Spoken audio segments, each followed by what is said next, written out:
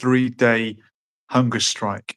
These are the activists who were arrested, detained on remand for their association with, or their actions associated with, Palestine Action, a prescribed group. Their demands included that Palestine Action be de-prescribed, and the Elbit Systems contract has not been renewed. They've taken that as some kind of an achievement. They've achieved something. They've put a dent in the war machine, and 3 of them have halted their hunger strike. I believe there is still one individual who remains on hunger strike. Details coming in as we speak. And welcome, Omar Triple T. Welcome. How are you doing? Thank you, sir. How do you do? Very good. Cheers. I'm on the red tonight. That's a Robinson's. I'm not sure which flavour, so don't mind me. I'm eating and drinking while we're going through this. The group had been demanding Palestine Action be de-prescribed and that the UK end support for companies that send weapons to Israel. This is where Elbit Systems comes into it, and they've had a ton of action carried out against them. Mr. Chiarmello said, "We do this because of Palestine, because we've been inspired, because we've been empowered to take action and to try to release our dreams for a free Palestine and emancipated world."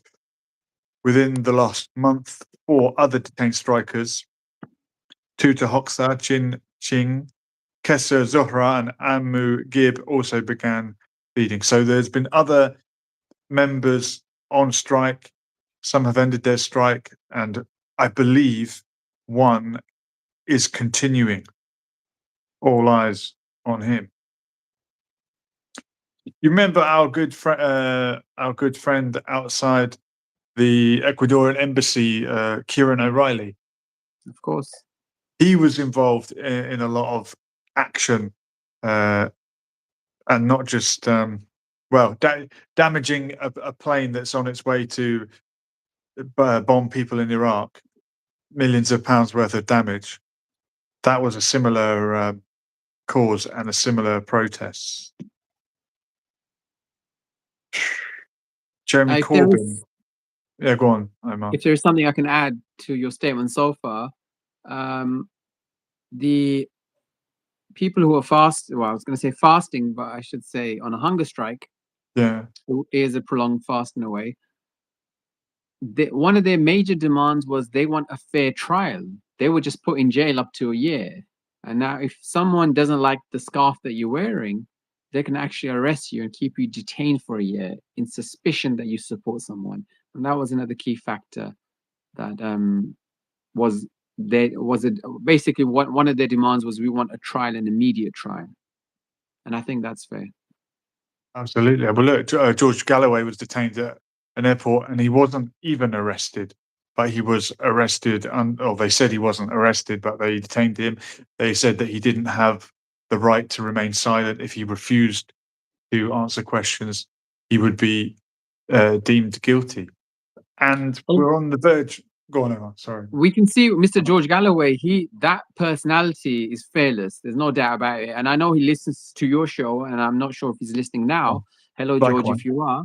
But what I would say is, George is very unique, and an ordinary person would fall at that time. Now, I've always found it interesting, even it's happened with so many people before, that when the police ask them something, and I guess if you have a strong personality, you would resist and say, no, I'm not going to do this. I myself end up capitulating. I acquiesce. Anything they asked me when I was accosted at Luton Airport regarding, well, everything in my life. They started off from nursery.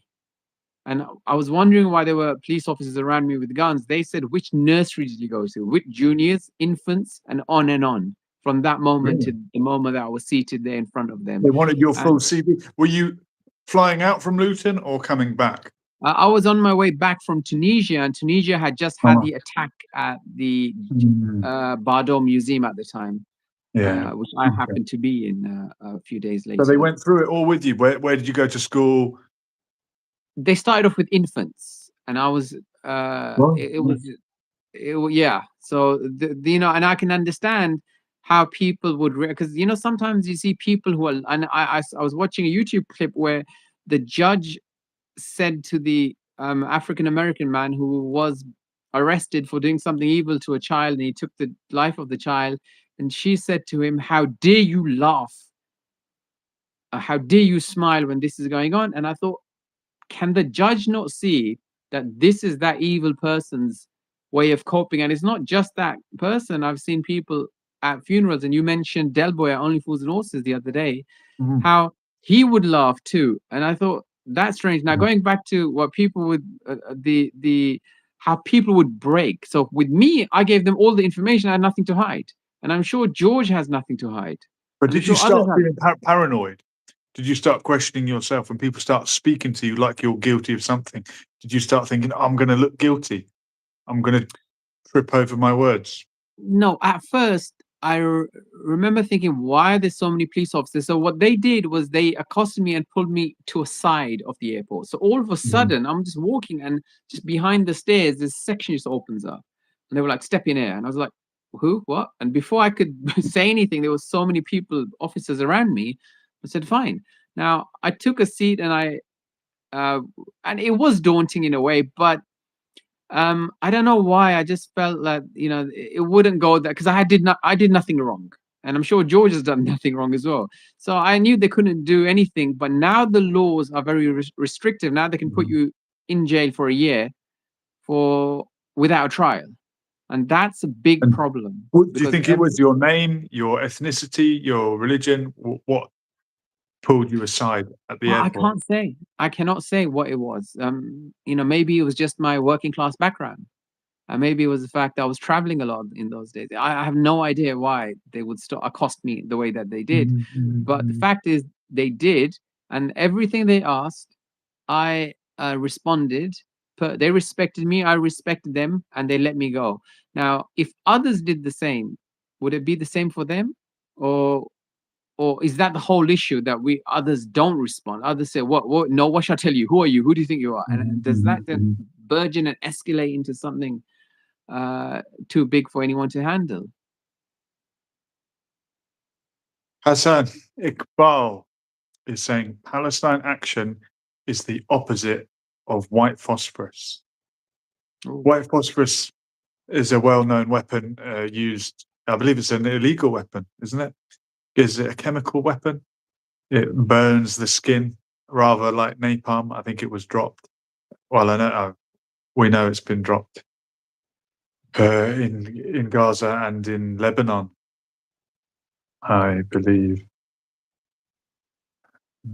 Yeah, if anyone wants to get involved, there is a phone number. Omar knows it. I don't. Or you can just jump in the comments. We welcome freedom of speech and anyone that disagrees. We've been talking about Iran many nights in a row, so I think it's probably time to open it back up to different topics. But we can jump back to that if people feel it's valid. It's all linked, isn't it? There's a lot of people that are supporting Iran saying, where are all these Palestine protesters now that innocent people are losing their lives in Iran? Well, you could say that. The counter argument is, where are all these people that suddenly care about the innocent loss of life? Where were they for 2 years? Don't know how you feel about that, Omar. Do you do the oppression Olympics, or should we just accept each issue on its own? You don't have to be always performing whataboutery. What about this? What about that? Different people care about different issues. Absolutely. Doesn't make you a hypocrite, or does it? Well, we care, and I'm sure you care, and your listeners care. We care on the basis of human beings. We don't care whether the person has lost his life in Gaza or in Hawaii or beyond. It's irrelevant. And this is the misconception that a lot of people have, that they think, okay, the people who support Gaza only support Gaza. No, we don't want any suffering anywhere. And it's as simple as that. Now, interestingly, I heard something stated that this is something, it's collective punishment. And that company, they have kids in front of them, and it's just complete nonsense and complete lies. It's lies upon lies upon lies. And journalism is really dead, and we need journalists like you out there in the front line speaking directly to people and saying to them that this is wrong, what you're doing is clearly wrong, and there is no way around this. And it's horrific. So Iran, we don't want anything to happen in Iran. Equally, we don't want anything to happen to Israelis or any. We want peace, and I know you want peace, and the people listening want peace also. In Iran, we just want peace everywhere, and we don't have to support every single thing. But it's just horrific what is happening. I'm lost for words right now. There's here John McDonnell has just uploaded a response to the hunger strikers. I'm going to whack it up. We're going low tech tonight. The clips are on my phone because it's breaking news and we had to get on straight away. Omar had to rush back from his night shift just to do this. Here we go. I've heard the news from the campaign that the hunger strike of the pro-Palestine activists that are in prison at the moment has now ended. It's ended because there have been some concessions from government about meetings with various officials, health officials in particular. But in addition to that, it's in the context whereby the government now has refused a huge contract to Elbit worth £2 billion. That's a huge victory. And it means that it's the first time we've had any indication from the government that Elbit is a company they should not be dealing with. I want to pay tribute to the hunger strikers, all of them. I want to pay tribute for their dedication to the cause of the Palestinian people. I want to say to them, thank you for all that you've done. And I want to say to others as well that the campaign continues to ensure that we secure peace and justice for the Palestinian people. And yes, we end the complicity of the UK arms industry in the war crimes that are taking place, perpetrated by Israel on the Palestinians in Gaza and in the West Bank. Solidarity to all the campaigners, and yes, tribute to the hunger strikers. Good old Joel McDonnell there, one of the true voices of the left. Yeah, every year it seems that there's an armed traders fair in this country. One year it was in Twickenham rugby ground. People were pitching up to sell weapons and buy weapons that are going to rain down terror on people. And as Julian Assange said, I always quote it, the idea is not to win the war, but is forever war. You can only sell weapons if there are people that are willing to fight each other with them. In the chat, go on, Emma. You remind me of the pink poppy. You may recall the pink poppy that was distributed back in the, I would say, 40s, perhaps even 50s. The pink poppy was equivalent to the red poppy. The red poppy is still a remembrance, but also there's a link to kind of war with that. You see a lot of veterans wear the red poppy. The pink poppy was, look, no more war. It had actually written on it. Are you sure you're not thinking of the white poppy? The white poppy represents death or kind of like loss of life, doesn't it? Also, I didn't know there was a pink. I didn't know there was a pink poppy. I know there's the red poppy. Okay, so we got the red, and the white would indicate that you when they wave the white flag. I thought white was for peace. I've well, never seen not in a war situation. In a war situation, if you had anything white or white towel or white. Has anyone in the chat ever heard of the pink poppy? Or is this a hoax? No, the white poppy. So if you had a white anything during war, you're waving a white scarf, a white hat, a white anything. What's your enemy going to think? Your enemy is going to think that this man has surrendered. So the people were unhappy with the white poppy, and a pink poppy was distributed, but people rejected it because it stated no more war. And this is the world that we live in. I've never heard of a white poppy. Well, we'll have to have another show what on about that. your apple tree saying you're mixing something up? What about a Could be alongside rainbow poppy, pride poppy? Are you ready for that? Yes, I've been wearing one for a very long time. I'm not sure what the exact month, exact day is. I guess there is a month out there somewhere. Apple tree saying people simply don't read books. Well, he's right there. I'm one of them. But can I just? I might name 10 books. Okay. I can, but I don't think I should because it'll take too much time on the show. But I will name the first book that I ever read was Ugly by Constance Briscoe, and then second was Mozambique. Sorry, I beg your pardon? No, you go on. So just to respond to what Apple Tree said a moment ago regarding he said that, or she said that Gaza and Iraq are not even comparable. Gaza is concerned about Apple Tree meant Iran. I think that was a misprint. I think they meant Iran. Well, okay. Well, then I guess we can allow this. We'll know in a moment. But so this is what I know about the war. But my point, what I'm trying to say to you is that no war is no money. And people are unhappy with that. People want war, it seems. We're at a time of the world, unprecedented. People want war. Look, America wants war with everyone, and everyone wants war with everyone. And it's just round and round we go. Russia's ready for anything. We know China's certainly ready. They've got a hydrogen bomb ready to go in 20 minutes anywhere in the world, they state. So it's a horrible time to be alive in that sense, if you think about it. What say you? I just don't believe it. Oh, I thought this is the best time to be alive. Well, it should be. We should all have flying cars by now. We've got all the technology. We're not all going to be, well, all the things we used to take for granted, like the fact we won't have to go and fight a war.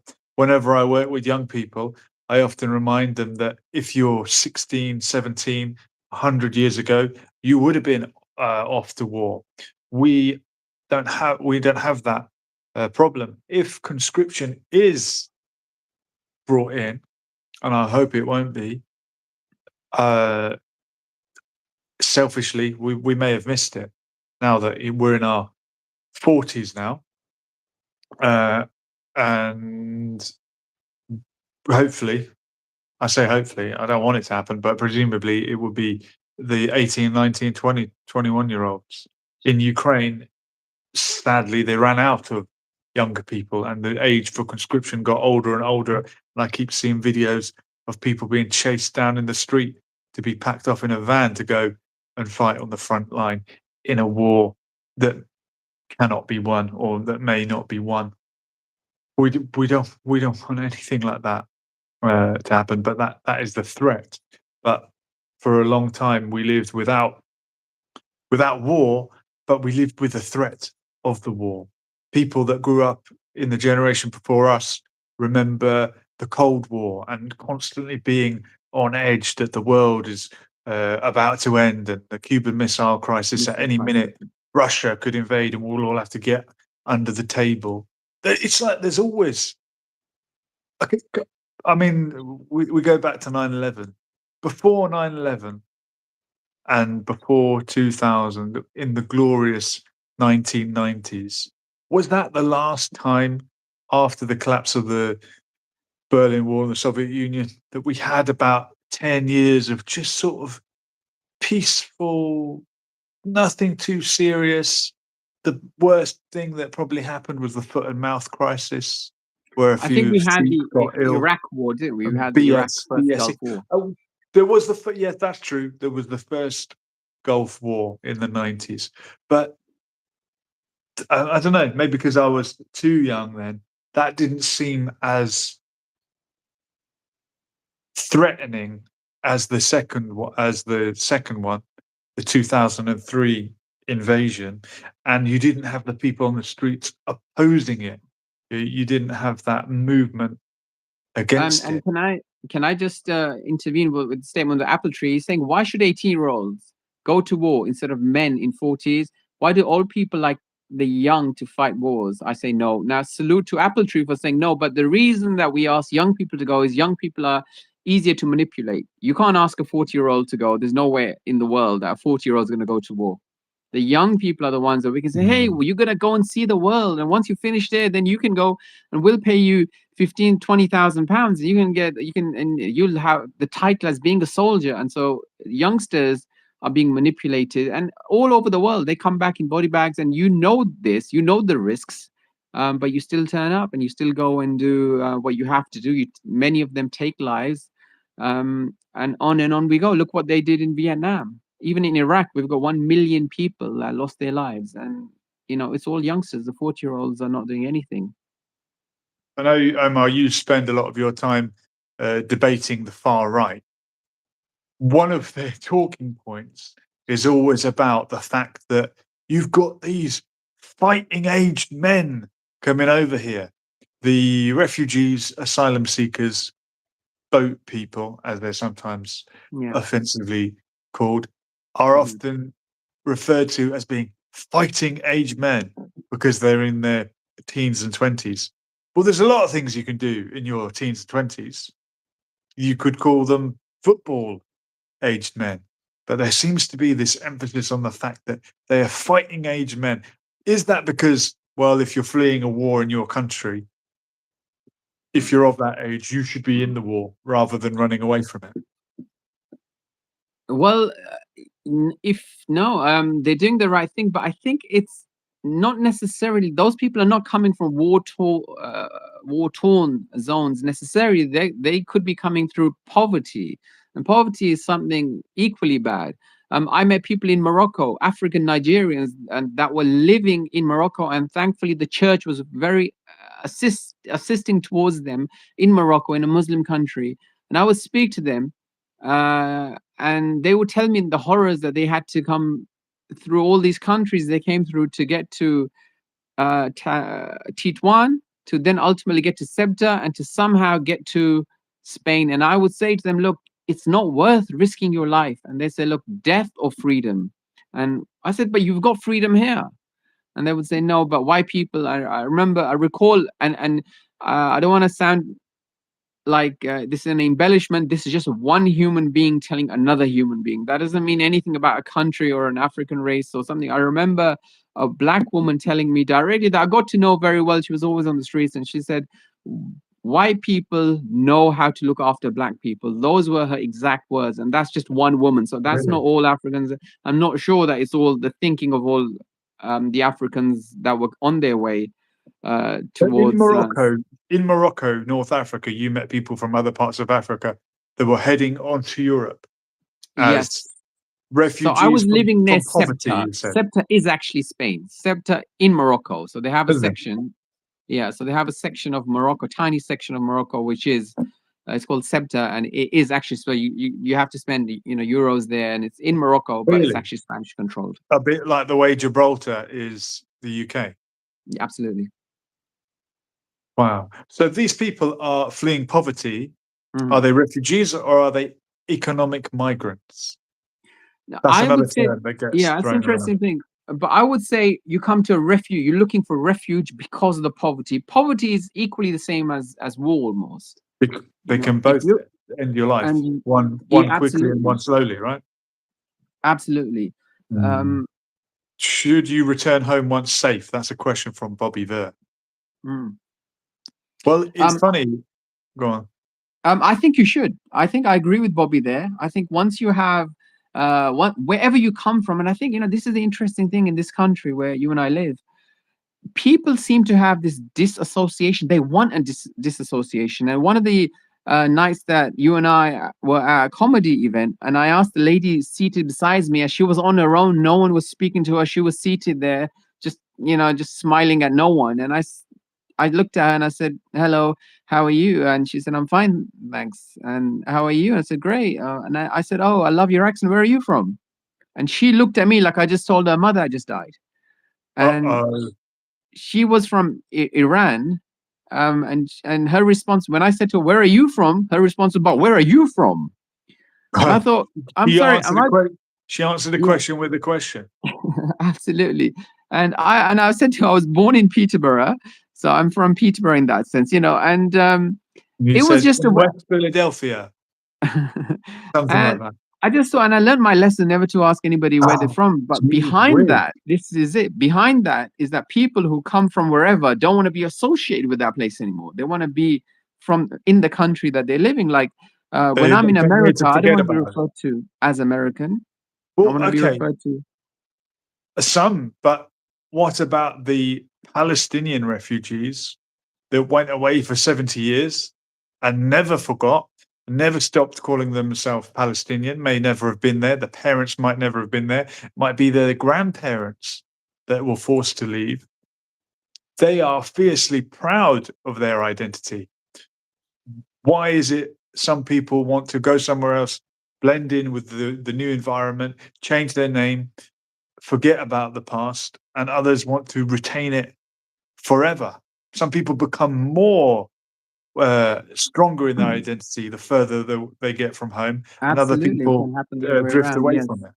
Can I respond to one of Bobby Verd's comments? Says, after the world wars, Europeans rebuilt their countries. They didn't leave en masse. Now, sir, I wouldn't say they rebuilt the countries. I would say that they invited people who came over and who helped them rebuild their countries. People, and they weren't paid much. My grandfather was one of them, and it was a tough life, but it was a different life. So this happened all over Europe. It happened even all through Australia. This is what happened. They got the Afghans over there, paid them peanuts, and they made the entire train service. All the rails were laid. Yeah, they call it. And is there still a big Afghan community in Australia, or have they gone back? No, they left, and ultimately, I think 40 years later, some of them returned. But they honored them by naming their train lines Ghan service and Af service and Afghan service trains. Yes, I never knew that. Interesting. After the World War, Europeans rebuilt their countries. They didn't leave en masse. Okay, well, there are a lot of European people in America and Australia who left the generation before. But the argument there, I see a lot of these videos from the far right in Ireland where they go around trying to get people to say how do you feel about them building a mosque here in Letterkenny or whichever part of Ireland it is, and the response is often, well, sure, we went around the world, we can't tell other foreigners not to come here. But the reply to that is Irish people that went to America 100 years ago were arriving somewhere that didn't have a welfare state, that didn't have benefits, didn't have as much of an incentive or perhaps the incentive was to go and work rather than go and receive handouts as people would perceive it. But if there's a better life available, you're going to go there. And that's not the fault of people that live in poor countries or people that are born into poor families. We should all be wealthier by now, shouldn't we? As I keep saying, where are the flying cars? Well, we hardly walk as it is, and the last thing that we need is flying cars. We'll never even probably step out the cars. They'll be coming straight into our front rooms. Just to add there, Bobby stated that he asked a person, where are they from? Expecting them to say London, and response was Pakistan. Now, many people do that, and they say that because they think that you're asking where their family is from, or where their great-grandparents or grandparents are from. And that's understandable. I think in London, if you ask someone, where are you from? It does mean, what's your heritage? And I don't think it's necessarily offensive. And I think Bobby got surprised to hear that. And perhaps a little disappointed. There's nothing to be disappointed about much, but it's interesting. I was on one of those the right wing shows not long ago, and the man's, they were talking about London Stan. London Oh, yeah. Stan. Yeah, And they yeah. kept on saying that. And I rang up and I said to them, well, how can you call a place London Stan, referring to Pakistan, when there's not even 3% of London is not Pakistani? So somewhere that's not even 3%, why would you call it London Stan? Well, I think their perception is Stan means Muslim country, but Stan is a Turkic suffix. All the Turkic countries like Uzbekistan and Kazakhstan have that at the end of the name, and other countries in the region. Pakistan, Pak means pure, am I right? Yeah, it's also an acronym, isn't it? For Punjab, Kashmir, Sindh. And India, I think. There's something in there, yeah, acronym. That's what Pakistan stood for. Bobby stated, I think, or was it Appletree that stated that Irish people were slaves. So what are your comments on that? Certainly, look, every race of person, every country will have been slaves at some point. In the Caribbean, there are mixed in with the descendants of the African slaves, people that are of Irish heritage. Yes, Irish people were brought there as well. There's some distinction made between whether they were a slave or an indentured servant, like a lot of the Indian community in the Caribbean. Also, Caribbean is a wonderfully diverse and mixed place. An indentured servant was someone who was a slave, but only for a certain period of time. Could you call that a class above being a full-on slave for life? I suppose you could. Well, but yes, because a slave means you can do anything. That's your property. You can beat the hell out. You can do anything to them. A I've servant, you also can't heard do that that to a servant, can you?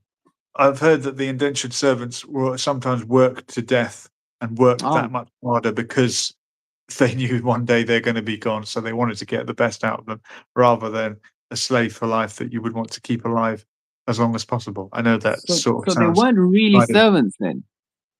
Maybe oppressed well, servants is a better word. I don't know if that's. you could call it that. Irish were considered black not long ago. Yeah, they kept coming to the USA. Yeah, the definition of who is a white man and who is not has been fluid, race fluid over the years. And we were getting lots of comments from Bobby Ver. Appreciate you, Bobby. You've tuned in every night. And on a night like tonight, when we remember the hunger strikers, we can't not mention Bobby Sands, the leader of the 1981 hunger strike in Ireland and the first of 10 It's a who very saw it through to interesting. the end. Absolutely, and what a bunch of heroes those men were. Do you Gave their know? life for Ireland. Absolutely. What were their demands, may I ask? And the hunger strikers had, if I remember correctly, 5 just demands, which could be summed up in the return to the rights that they did have previously that were taken away by Maggie Thatcher.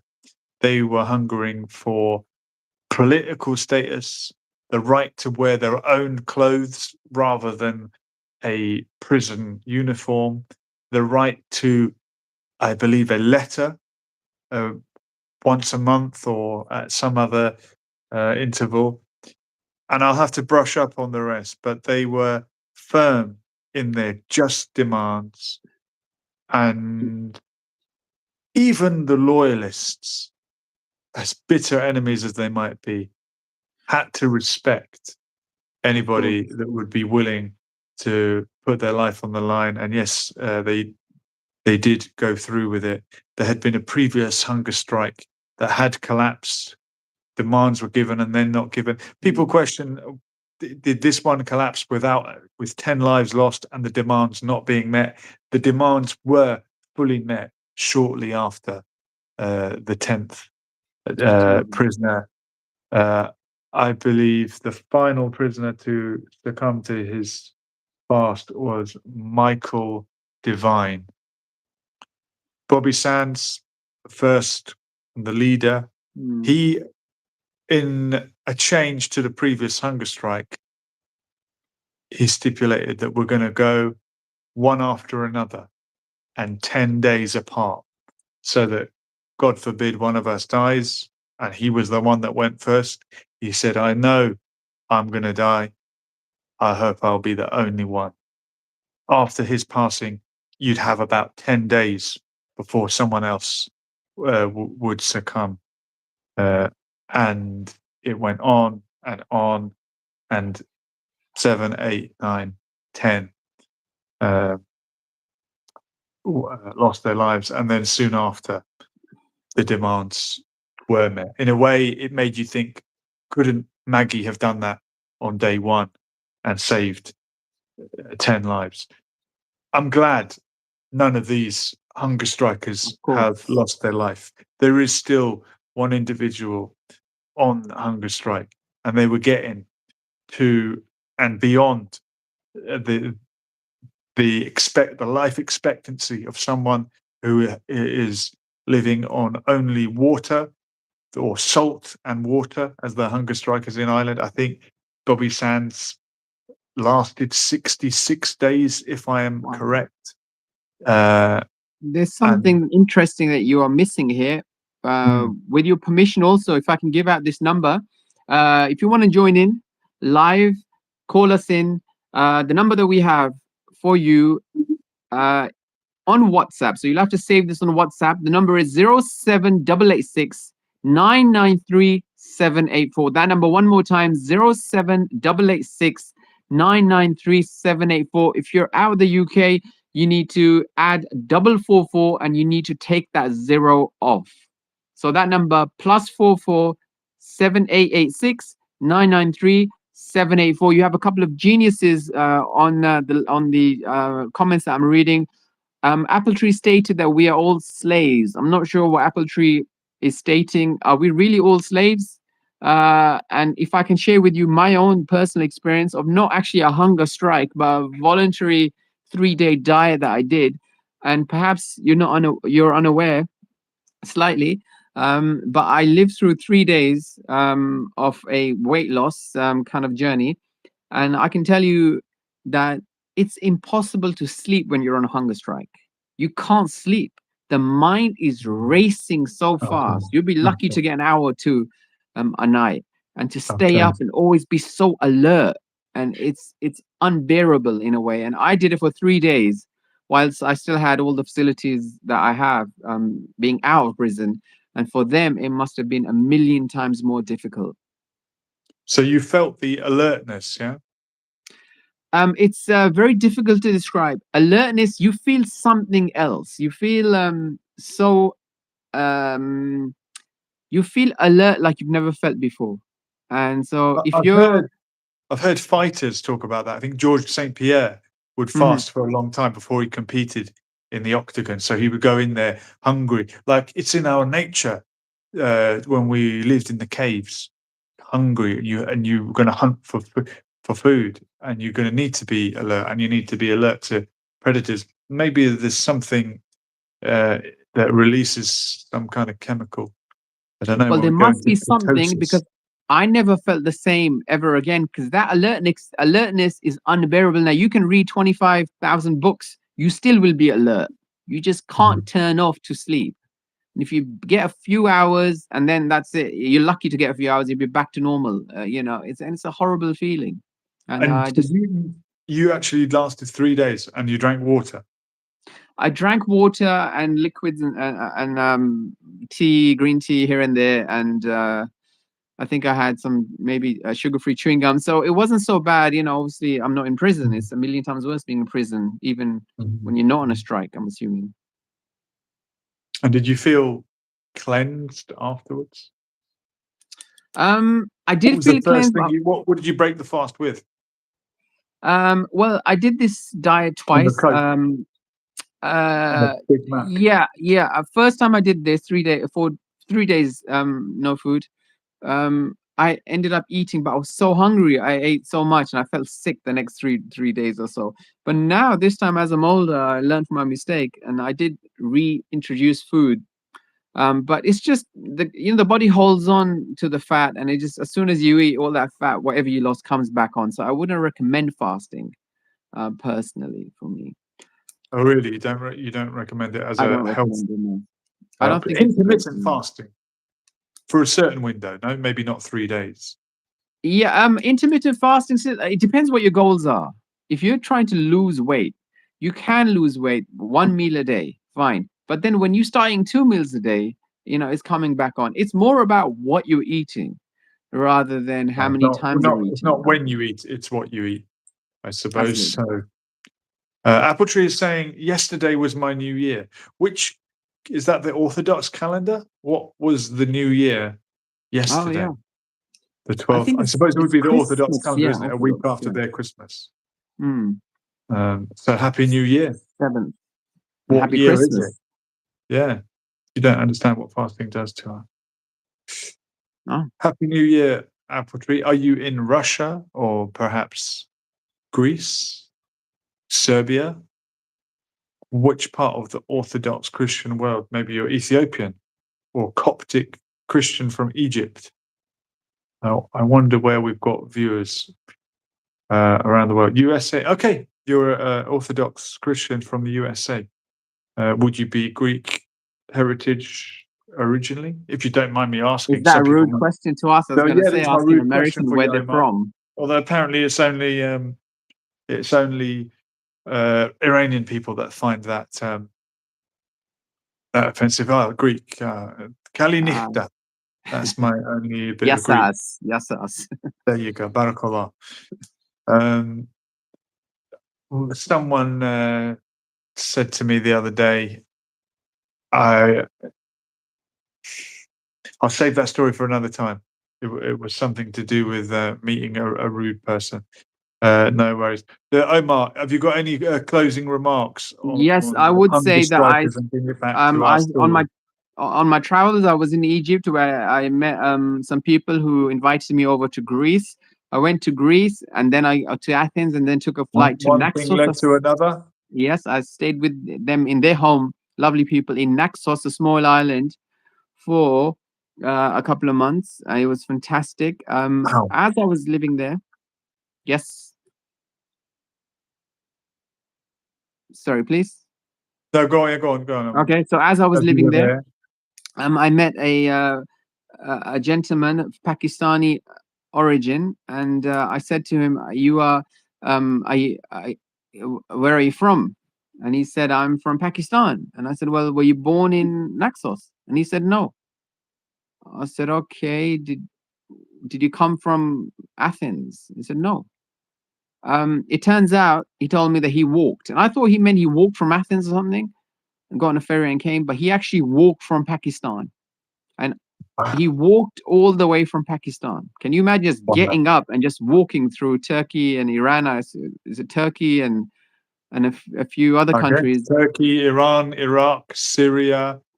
He walked all the way through, and on the first day he turned up in Naxos, they arrested him. He have a very long beard, and well, he probably did when he got there, but he was working in a supermarket when I encountered him, and I stated that, why did you come? And he gave the same story. It was tough and so on. But commuting to the job. Well, working in a supermarket. He risked his life to come over to Greece to work in a supermarket, it seems. But the point here, what I'm trying to tell you, is that the mercy that the Greek or Naxos government showed him, they actually gave him citizenship because they felt so sorry for this guy walking all the way from Pakistan. It must have taken years. Is that how it works? So he wasn't a refugee. He didn't. I mean, can you arrive as a refugee? Do you have to arrive on a boat to be a refugee? Well, what does refugee really mean? I could have a situation. I could be a migrant as well. I could have a situation now with that. It's tough for me. It's unbearable for me to remain in England, and I have to get up and go to Australia or somewhere. And they could then accept me and say, "Look, life is risky for me. Something happened with me and my friends and so on. I can't live there." And they may say, "Okay, well, you can live there." Am I a refugee? Is it the same as somebody just with no food and no water coming over? Yeah, you're seeking refuge. Good calves muscles. Yes, he must have. Absolutely. I don't know what refugee means. Before we end the show, please, Apple Tree 1441. Give us the dictionary tell us definition. the definition. of Yeah. refugee. We will As we not go conclude, until you tell us.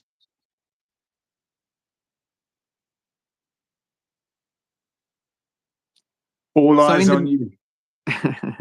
so in the meantime, as we wait for AppleTree to respond to us, I'm glad that the hunger strike is over, and I hope that there is peace, and I hope that we don't see any more hunger strikes.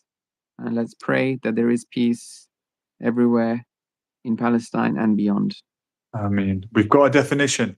People getting away from war. That is the internationally recognized definition of a refugee. People getting away from war and fleeing to another country, because you could be an internally displaced person. Don't forget. So when a war is taking place, their lives are at risk. Now, if somebody else's life, although there's no war, if their life is at risk and they're fleeing, can they be a refugee also? Answers in the comments.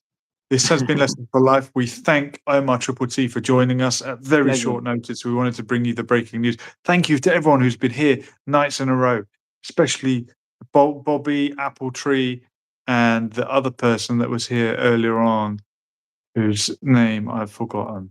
But we've got a few regulars, and that's what we like. We're building a community. This has been Lesson for Life, and we'll do it all again, God willing. We were here. We are gone. Latest. I just can't turn it off. Here we go.